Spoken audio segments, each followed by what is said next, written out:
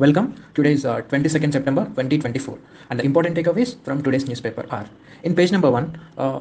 As we know that in Sri Lanka there are elections going on for president, and in this perspective, this topic comes under topic number 44. Uh, Process of electing, comparison of Indian constitution with others with respect to various things. And now we'll look on the process of electing president in comparison to India. And the main summary of this article is Sri Lanka have been in economic crisis since in 2019 the economic crisis happened due to COVID time and due to tourism things we have seen in the last the day before. And also in 2019 the last presidential elections in 2019 saw a record of about 83.72 percentage of voting. And there is a historic people's uprising in 2022. It forced the president Rajapaksa to flee the country and quit office at the height of crippling meltdown due to the economic crisis and all. Now we'll see the what is the comparison between electing president of India and the president of Sri Lanka. So basically, India we follow the parliamentary type of system, and in Sri Lanka there is a semi-presidential system.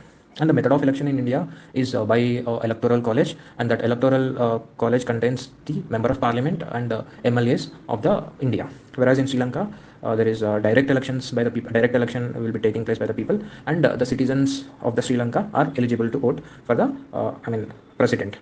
Next, eligibility criteria. Eligibility criteria in India, the president, to become a president, there should be a minimum age of 35 years, and he should be eligible to be elected as a Lok Sabha member. And whereas Sri Lanka, it is also minimum age 35 years and not otherwise disqualified for the post.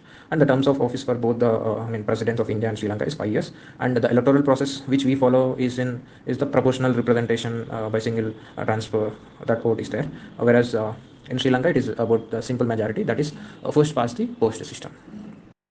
And also, what is the role of president in India is he works as a ceremonial head of state, and the real executive power rests with the prime minister. He's just a nominal head, and that's why there is a previous question also about president as a rubber stamp, something like that. Just look on that. And in Sri Lanka, he has some executive powers. And the impeachment process is if he violates the constitution, he can be impeached by the parliament in India. Whereas in Sri Lanka, they will impeach for if president does any misconduct or else incapacity or else the breach of the constitution. And the president of India is eligible for re-election any number of times, whereas Sri Lanka, it is restricted only for 2 terms. And the first elections for president have held in India is in 1942, whereas in Sri Lanka it's 1978. And so that's all about this article. Let's switch to the other article. The right side of that article. Now they're going to happen the quadrilateral security dialogue, that is Quad. And there is a one PYQ question also on the Quad, that is Quad is transforming itself into a trade bloc from a military alliance in present times. Discuss this question. I think it was asked in 2018. Just look on that. And this topic is comes from the agreements involving India and Indian interests, topic number 74. So before Quad meeting, Narendra Modi have met Joe Biden in his residence in the White House. So they grandly invited Narendra Modi. That is there. And in this article, the perspective is we should look on the Quad and what is Quad and what is its importance, and whatever happened in this Quad summit will be summarizing in the latter days. So now we'll go with the what is the importance of the Quad. Basically, Quad, the quadrilateral security dialogue. It's a strategic forum which consists of 4 countries. Our India, and the downside Australia, and the upside Japan, and the other country is US. So when you draw the lines between the countries, it looks like a quadrilateral. And it started in 2007, and up to 2017 it went so well.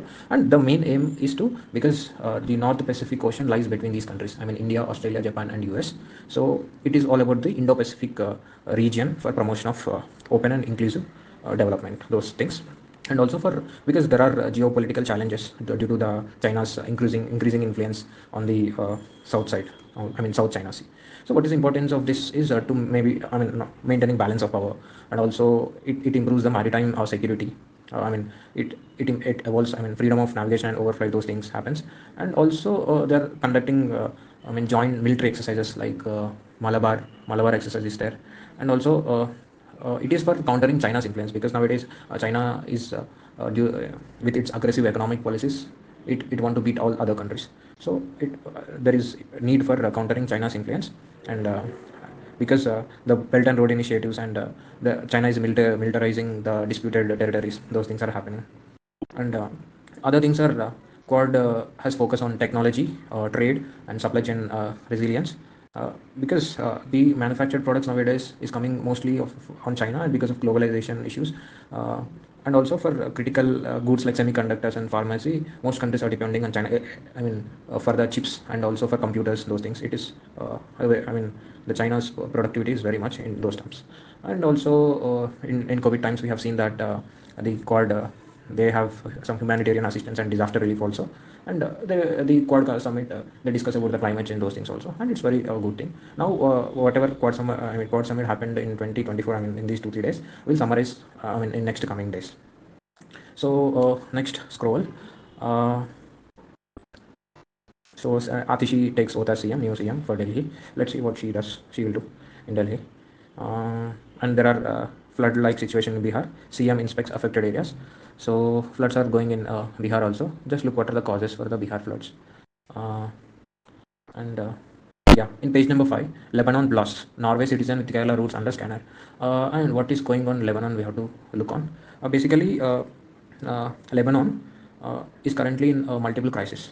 Okay, these include there is political instability, the economic collapse are happened, and also it has tensions with Israel. So, what is the political crisis? Is since 2022, I mean, since 2 years, Lebanon has no president, and the parliament has failed multiple times to elect its successor also. And there is a political vacuum with no effective leadership that is going on in Lebanon. And there is economic, I mean, worst financial crisis it have seen. I mean, due to the hyperinflation and depreciation of Lebanese pound, poverty rates increased, and also it is hyperinflation. That is, inflation reached over 250%. And also there is the main thing is Hezbollah and Israel conflict. The situation is like there is Lebanon-Israel border. It has become increasingly very intense because they have done the escalation of Israel-Hamas conflict in Gaza, and Hezbollah is basically an armed group. So it has launched rockets on Israel and in solidarity with Hamas. And you know that what is happening within Hamas, Israel, Hezbollah, and Iran, those things. Uh, so that is the just overview of this. In that article, it's not mentioned about all these things, but whatever happening in Lebanon, we have to know.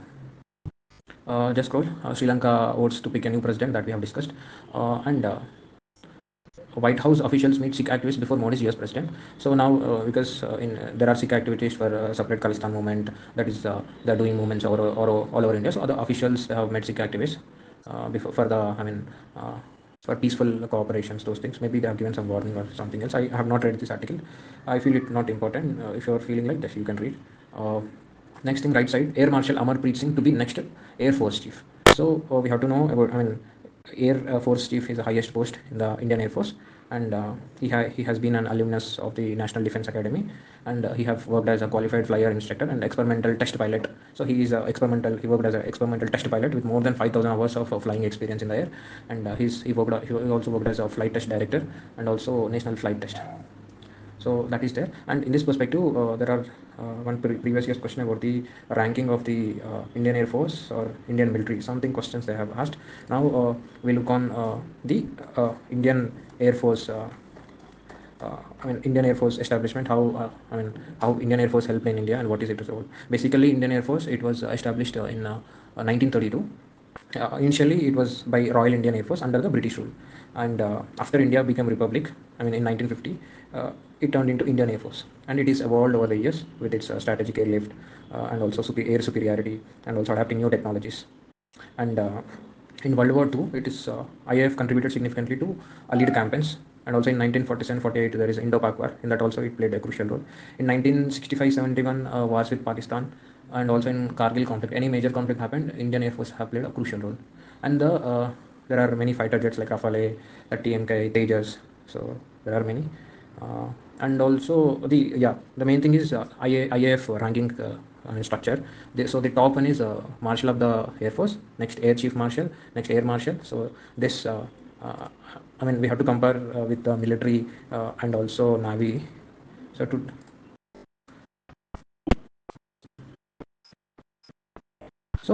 in the Air Force, the Marshal of the Indian Air Force is very highest, then the Air Chief Marshal, then the Air Marshal, then the Air Vice Marshal, then the Air Commodore, Group Captain, Wing Commander, Squadron Leader, Flight Lieutenant, and Flying Officer. So Marshal of the Indian Air Force is very highest, and and uh, Amarpreet Singh has been appointed as the next Chief of the Army Staff. I mean Air Staff. Sorry. Just go. Uh, In page number 7, in a first time, India invites foreign diplomats to Jammu and Kashmir to see polls. So it reflects confidence in the law and order situation, because I mean Jammu and Kashmir usually is with terror attacks and military camps. So India, I mean, invited people from different embassies like ASEAN also. Now we need to know about ASEAN. So ASEAN is basically, I mean, ASEAN means Association of Southeast Asian Nations, and it was established in 1967, before, I mean, during Indira Gandhi time, and it promotes the political, economical cooperation, and also it aids in regional stability for cultural exchanges also.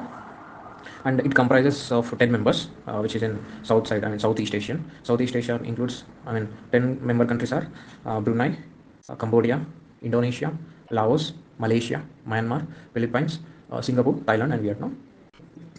And key achievements are free trade area. It have created ASEAN free trade area, which facilitates trade among members, and also economic community they have built, and also security community they have built.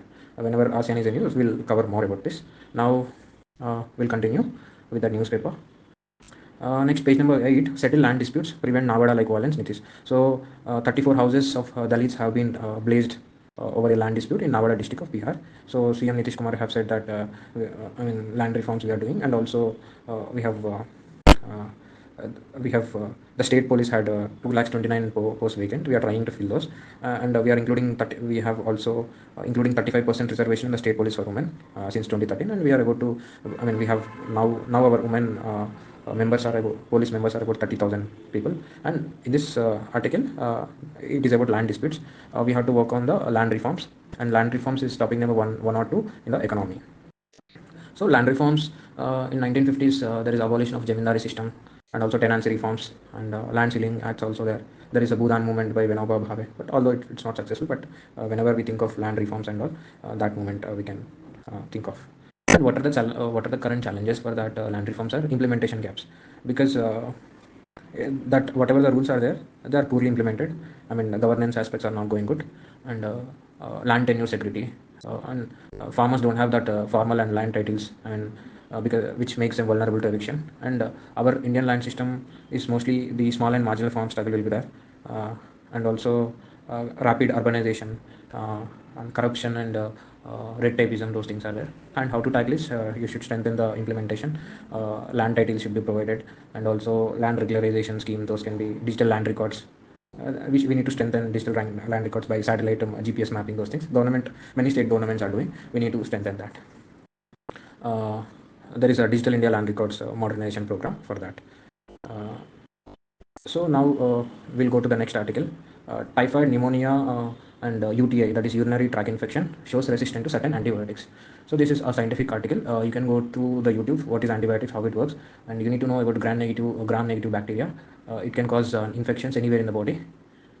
So gram-negative bacteria and what is gram-positive bacteria, those things, you go through the YouTube so that you can understand the structure of the cell and other things. Next, scroll. And again, cancer genomic repository, it is given about DNA, RNA, protein profiles. I mean, the Indian Cancer Genome Atlas Foundation has launched a portal that expects to be a repository of information of multiple areas. So about cancer research and development, they have created one portal. In that portal, all the research and development stuff will be there. So it aids in collaboration, research and development. Thus, it fastens the research and development in medical purposes. So that is there. In page number 9, ransomware threats mounting every year.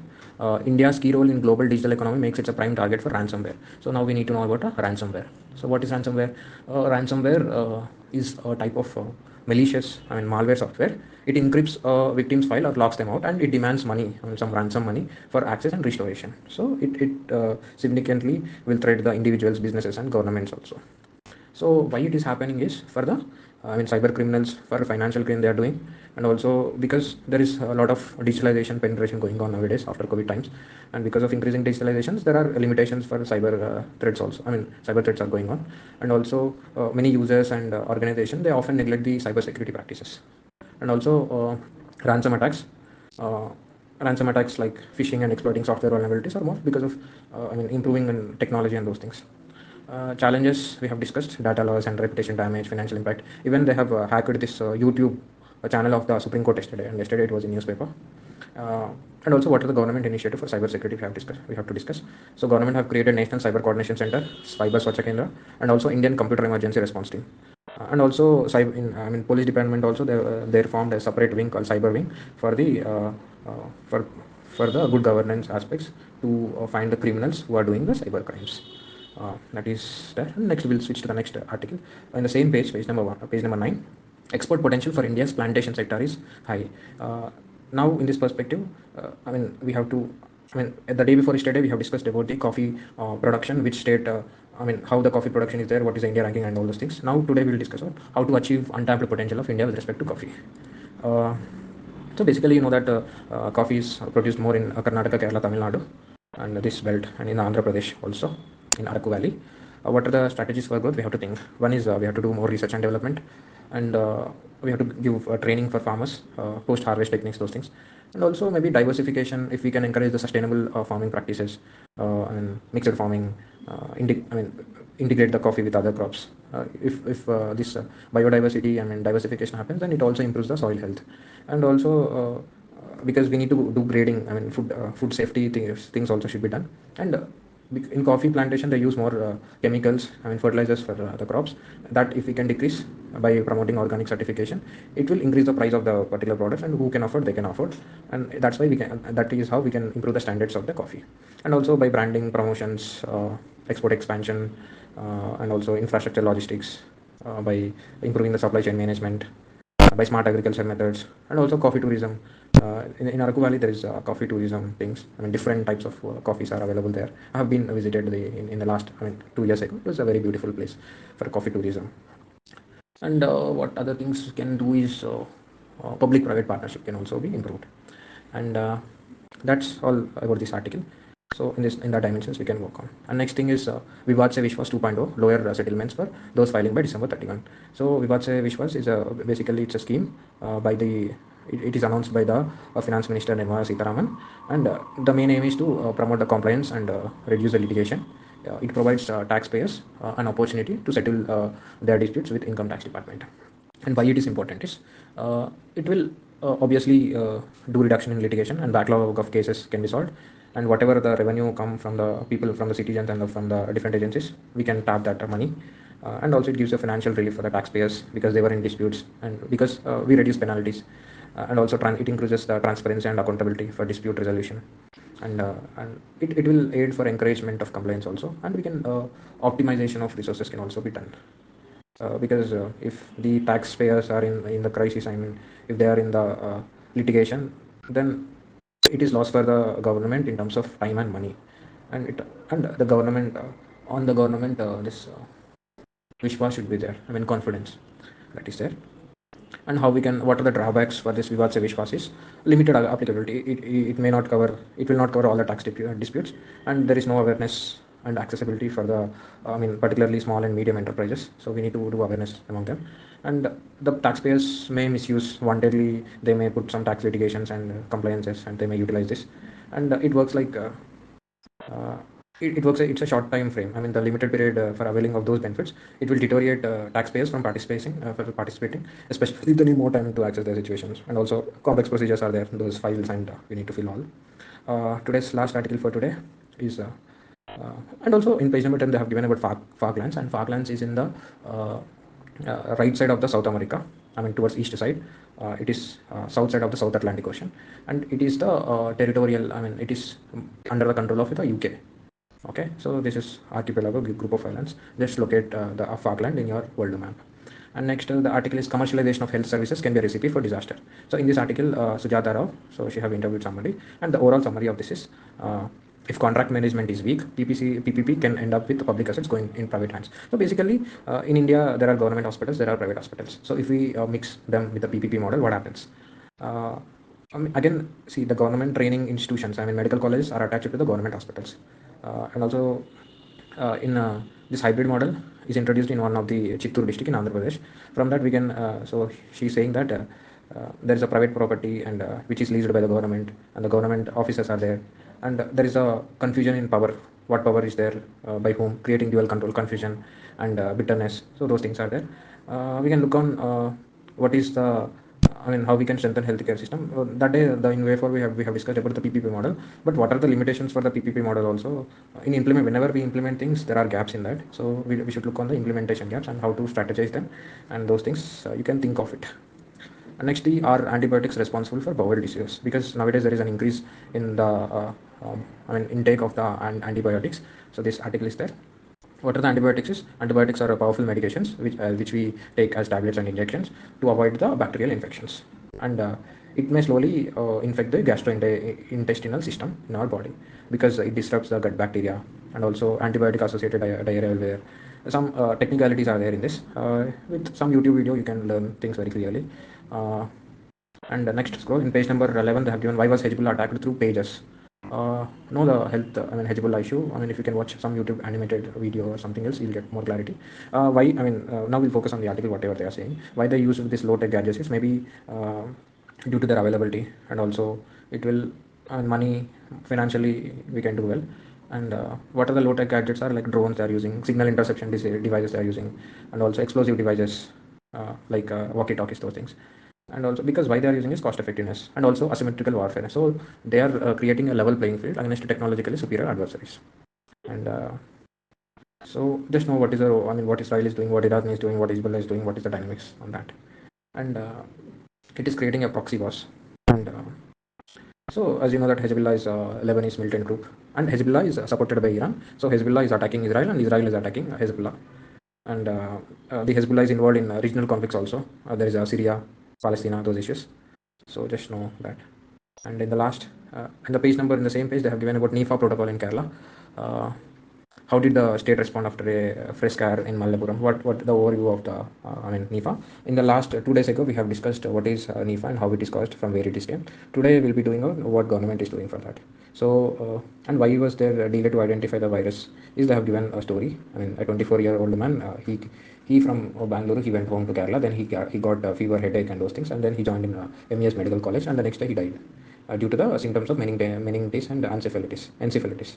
So then the medical college team, they thought like, why did this happen? So they have took some samples for testing, and then it is clear for them that Nipah viruses came. Then in that how the government is responded is in the district administration of Kozhikode, in Malappuram and all, they have closed the schools, they have closed the gram panchayats, coaching institutions, and also Anganwadi centers, all cinema halls, shops, and they were following some quarantine things also. And NIFA victim traced 260 persons who had come in contact with him, so they were using some quarantine things and all. And basically, you know that it comes from the bats, it comes from the fluids, and it transforms from one human to other. Those things. Just work on what is NIFA and how to control it.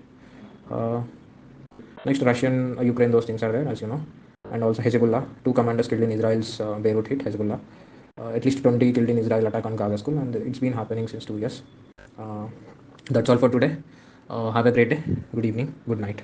Bye.